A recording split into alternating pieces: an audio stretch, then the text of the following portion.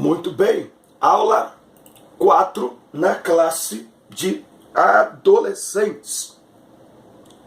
Eu devo ser assim? O texto bíblico está em Gálatas 5, do 16 ao 26. O versículo 16 diz assim: quero dizer a vocês o seguinte: deixem que o Espírito de Deus dirija a vida de vocês e não obedeçam aos desejos da natureza humana ou aos desejos da carne, tá certo? Esse é o nosso texto em destaque. Tem aqui o material didático, certo? E lembrando sempre que daqui a pouco tem dinâmica na nossa aula. Você já se encontrou em uma situação na qual deveria tomar uma decisão e dentro de você se ouvia duas vozes, cada uma dizendo o que fazer? Às vezes nos deparamos com essas situações onde somos confrontados a tomar decisões de grandes consequências. Isso aqui é muito importante falar. Uma pode nos levar para o caminho da felicidade e outra pode nos levar para o caminho de morte e tristeza. E a Bíblia diz que há caminhos que para o homem parecem direito, mas o fim deles é a morte. Sei que muitos hoje estão vivendo um cristianismo alternativo, eu chamo de cristianismo alternativo, onde tudo pode, mas Paulo é claro na sua afirmação: tudo me é permitido, tudo me é lícito, mas nem tudo convém. Tudo me é permitido, mas eu não deixarei que nada me domine. 1 Coríntios 6 e 12. Então tomar a decisão de não se contaminar não é fácil, pois muitas vezes significa deixar de fazer o que todos estão fazendo, de ir aonde todos estão indo, de participar de tudo que todos estão participando. Isso significa também, às vezes, para o adolescente se sentir isolado, sozinho. Mas a quem devemos agradar? A Deus, aos homens ou a nós mesmos? Aqueles que amam a Deus procuram agradar a Deus. Então, no conflito entre carne e espírito, quem ganha depende de nossas escolhas. Toda pessoa é má. Deus fez o homem conforme a sua imagem e semelhança. E tudo o que Deus faz é bom. Porém, e ainda no Éden, o homem se deixou seduzir pelo pecado e a sua natureza foi integralmente corrompida. O que corrompeu, o que manchou a perfeição do que Deus criou foi o pecado em consequência de uma escolha errada do homem. O ser humano passou a ser dirigido não pelo desejo colocado por Deus em seu coração, mas pela má natureza humana que faz tudo o que é contrário ao Espírito Divino. Então, ao ser guiado por sua própria natureza, o homem vive uma vida de egoísmo. A questão que devemos refletir é a seguinte: precisamos levar aquilo que foi errado em nossa família como se fosse o único padrão de vida possível. Então veja, o homem foi criado perfeito, mas o pecado transtornou a natureza humana e manchou a identidade de todos os descendentes de Adão. Por isso sim, todas as pessoas são más, pecaminosas, dominadas pelo pecado, aquelas que não conhecem a Cristo. Salmo 51:5, o salmista diz: e em pecado me concebeu minha mãe. Romanos 3:23, porque todos pecaram e destituídos estão da glória de Deus. Romanos 5:12 vai mostrar que o pecado entrou no mundo por um homem. Todos nós descendemos em larga escala de Adão, então o pecado passou a todos os homens. A natureza humana, a carne, é completamente oposta à vontade de Deus. E muitos, até cristãos, se deixam guiar, controlar pela natureza humana e seus desejos. Romanos, capítulo 8, é muito importante que você leve essas referências para a sala de aula. Versículo 5. Porque os que se inclinam para a carne cogitam das coisas da carne, mas os que se inclinam para o Espírito, das coisas do Espírito. Porque o pendor da carne dá para a morte, mas o do Espírito para a vida e paz. Por isso o pendor da carne é inimizade contra Deus, pois não está sujeito à lei de Deus, nem mesmo pode estar. Portanto, os que estão na carne não podem agradar a Deus. Por quê? Porque andar na carne é ser inimigo de Deus, certo? Então, nós não devemos andar de acordo com os nossos desejos. Numa família onde o pecado influencia fortemente o comportamento das pessoas, seus resultados e malefícios são altamente destruidores e maléficos. Existem famílias completamente destruídas pelo pecado. E muitos adolescentes que se veem no meio de um ambiente familiar completamente desagradável, violento, conflitante. E falam não só de pais não cristãos. Tem lares cristãos que vivem num ambiente completamente oposto ao que a palavra ensina. É muito importante que o professor conheça o contexto social e familiar dos seus alunos, onde ele vive, com quem vive, qual que é a história. Por exemplo, eu ministrei agora domingo à noite e uma moça voltou para Jesus. No final do culto, quando estavam me trazendo para casa, que eu estou sem carro aí já há alguns dias, o líder disse para mim, olha, aquela moça que voltou para Jesus, a história dela é assim, o pai é um alcoólatra, a mãe é uma alcoólatra, o pai é viciado em drogas, então uma hora ela fica na casa do pai, outra hora na casa da mãe, outra hora na casa da avó, outra hora na rua. Então olha o histórico dessas pessoas, né? Então, quando os pais não são presentes ou não são dignos de serem imitados por diversos arranjos familiares distorcidos, eles procuram um padrão a ser imitado em nós. Então, nós professores vamos ter essa ideia, que os alunos estão de olho em nós, em nossa família. Por isso que eu disse no início do trimestre que esse trimestre precisa servir de cura também para a nossa família, porque eles estão olhando para nós, para nos imitar. É uma responsabilidade isso, certo? Que nós tenhamos essa consciência de que eles estão olhando para nós, de que querendo ou não nós somos um exemplo e portanto precisamos ser um bom exemplo, uma boa referência para os nossos alunos. Mas é muito bom também deixar claro que o padrão a ser imitado não é de pai e mãe, não é de pessoas, é o padrão da palavra de Deus, porque o padrão bíblico é o referencial infalível, tá certo? E que as pessoas à nossa volta são apenas uma referência. E é interessante dizer, não é porque os pais estabeleceram uma família toda bagunçada que esse seja o padrão de família. Então, portanto deve ser evitado. Então, é preciso ter essa conversa com muito carinho com o adolescente, tomar muito cuidado.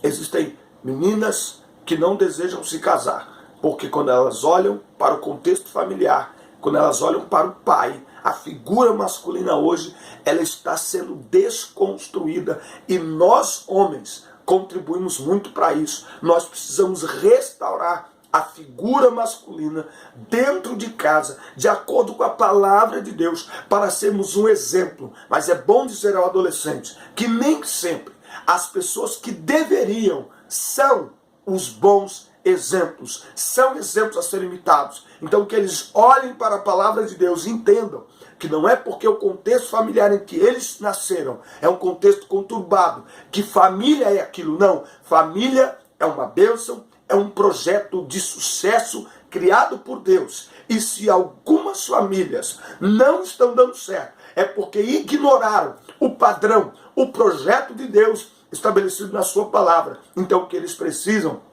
para ter uma família abençoada é crer na palavra de Deus e cumprir o que a palavra de Deus diz, porque com certeza eles terão uma família abençoada. Você não está sozinho. Viver conforme a vontade de Deus não é tarefa fácil, pois temos que diariamente abrir mão de nossa natureza humana, dizendo não aos desejos e paixões mundanos. Como dizer não para aquilo que dá prazer, para aquilo que a nossa carne quer, que o nosso corpo quer? Primeiro, reconhecendo que desagrada a Deus, pois o pecado é uma afronta contra Deus. E aqueles que seguem a Cristo devem viver longe do pecado, devem se afastar do pecado. Segundo, reconhecendo que a vontade de Deus é sempre o melhor para nós. O plano de Deus é perfeito. Ele enviou Jesus para morrer por pecadores. João 3,16, porque Deus amou o mundo de tal maneira que deu o seu Filho unigênito para que todo aquele que nele crê não pereça, mas tenha vida eterna. Romanos 5,8.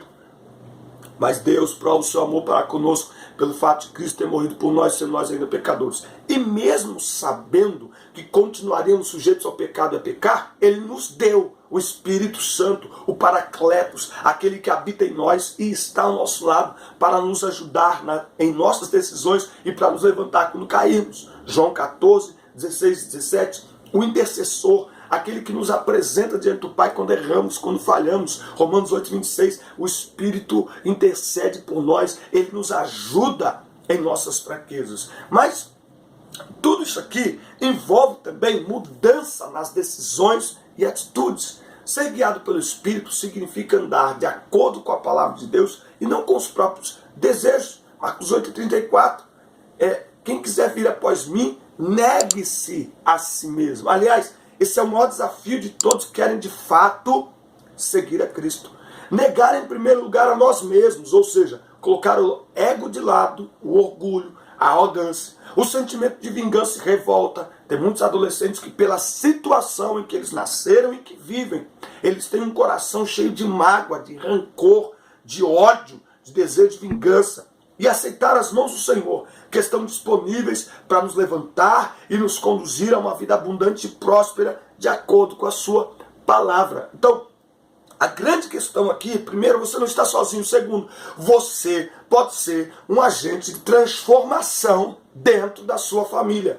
A família pode ser mudada através da mudança de atitudes dos filhos, desse adolescente. Então, que nesta manhã nós possamos dizer aos adolescentes, independente do seu contexto familiar, decida ser um milagre que a sua família precisa. Seja o milagre que os seus pais precisam. Aceite esse desafio e mude o histórico de sua família com atitudes e decisões que vão impactar a todos dentro de sua casa, em nome de Jesus. Eu creio que estes adolescentes, com a ajuda do Espírito Santo, eles podem ter a sua vida transformada e serem um agente de transformação dentro de casa, para que os seus pais tenham a vida transformada e a sua família conheça de fato o poder de Deus. Viva diferente.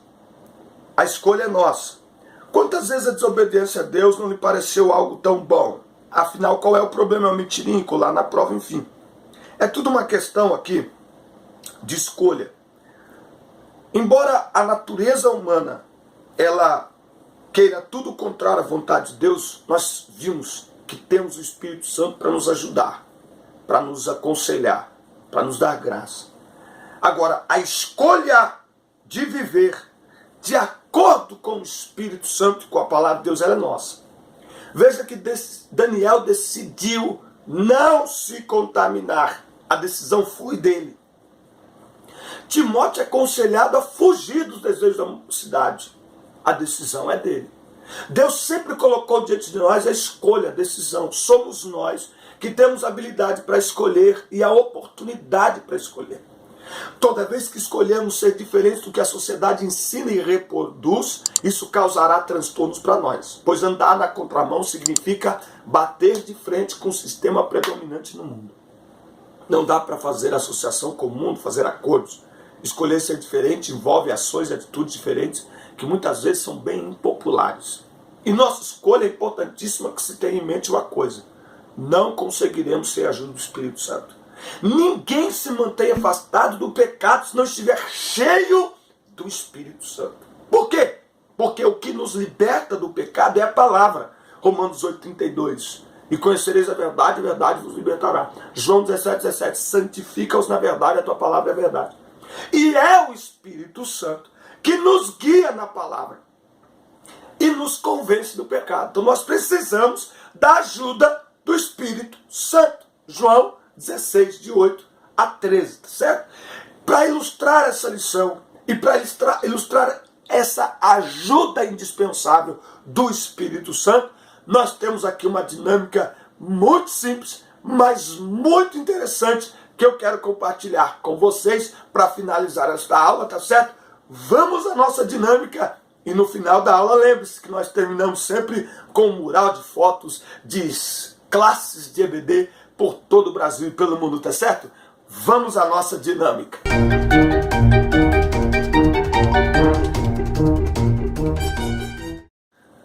Muito bem, chegando aqui com uma dinâmica muito bacana, você vai precisar de uma garrafa e de água, tá certo? E de alguma coisinha bem leve, que eu peguei aqui, ó, um pedacinho aqui de EVA, tá certo? Tem que ser leve para flutuar com a água, a garrafa tem que ser transparente. A garrafa nos representa, criados por Deus, limpos, puros, para ser cheio de Deus, mas sem tampa, porque o homem tem livre-arbítrio. Ele foi criado à imagem e semelhança de Deus para viver de acordo com a vontade de Deus. Mas o homem pecou, certo? E quando o homem pecou, o pecado passou a dominar o homem. Veja que está aqui no fundo, significa o quê? Pecado profundo, tudo está dominado pelo pecado. O homem segue a sua própria vontade. O homem faz aquilo que ele quer, cada vez mais dominado, escravizado pelo pecado. Mas Deus, no seu plano perfeito, enviou Jesus para nos resgatar da condenação do pecado. Portanto, agora nenhuma condenação há para os que estão em Cristo Jesus, Romanos 8, certo? Nos libertar da condenação do pecado.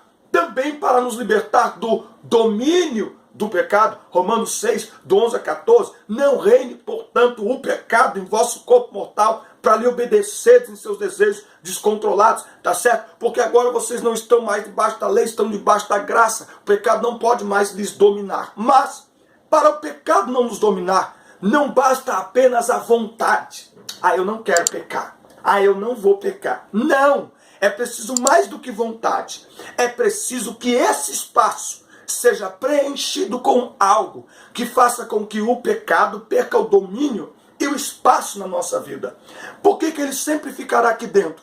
Porque nós sempre teremos a presença do pecado em nós. É por isso que a Bíblia diz em 1 João 2,1: se pecardes, tendes um advogado. Porque enquanto estivermos aqui na terra, o pecado sempre estará presente. Mas ele tem que perder o domínio. E para ele perder o domínio, Efésios 5,18: enchei-vos do Espírito. Enchei-vos do Espírito. Porque quanto mais eu me encho do Espírito, lendo a palavra, cantando hinos, orando, o pecado está presente, mas ele começa a se tornar mais superficial. Ele começa a perder espaço para a palavra de Deus, para a comunhão com Deus, para a santificação, para uma vida que agrada a Deus. O que aprendemos com essa dinâmica? Que quanto mais quisermos que o pecado seja algo apenas superficial e casual na nossa vida, mais devemos nos encher do Espírito de Deus. Como que eu me encho do Espírito de Deus? Cantando louvores, adorando a Deus, lendo a palavra para aprender o que Deus espera de nós, para meditar, para guardar, como diz o salmista: escondi a sua palavra para eu não pecar contra ti. Quem tem a palavra no coração, quem tem uma vida de oração, o pecado está presente, mas está na superfície, não é mais dominado, controlado pelo pecado. Amém? Essa foi uma dinâmica fantástica da nossa aula. Que Deus abençoe a sua vida. Boa semana. Deus abençoe tua casa, teus negócios, tua classe, teu ministério, os teus sonhos, tua família. Vamos ao mural de fotos de EBD por todo o Brasil. E até a próxima. Valeu. Deus abençoe.